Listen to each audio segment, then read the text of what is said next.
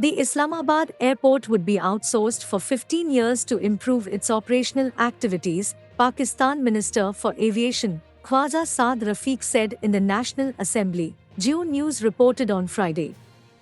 This comes at a time when Pakistan is battling a huge economic crisis with staggering inflation and depleting forex reserves. The minister, however, claimed that the move does not equate to privatization. Instead, it aims to bring in proficient operators to enhance airport operations. He further emphasized that open competitive bidding would be ensured, allowing the best bidder to be given the opportunity to operate the airport, adding that the process will be profit-oriented, ultimately benefiting the national exchequer. The International Finance Corporation will serve as a consultant, and already 12 to 13 companies have shown interest in participating in the bidding process, he added. He also assured that the process would be transparent and adhere to all rules and regulations.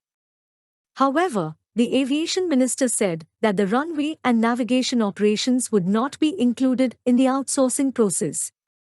This action comes weeks after the IMF approved a $3 billion bailout to support Pakistan in avoiding a default on its debt repayments.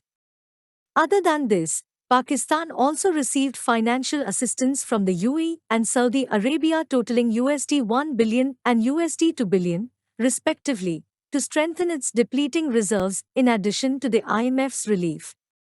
With sky-high inflation and foreign exchange reserves barely enough to cover 1 month of controlled imports, Pakistan has been facing its worst economic crisis in decades, which analysts say could have spiraled into a debt default in the absence of the IMF deal.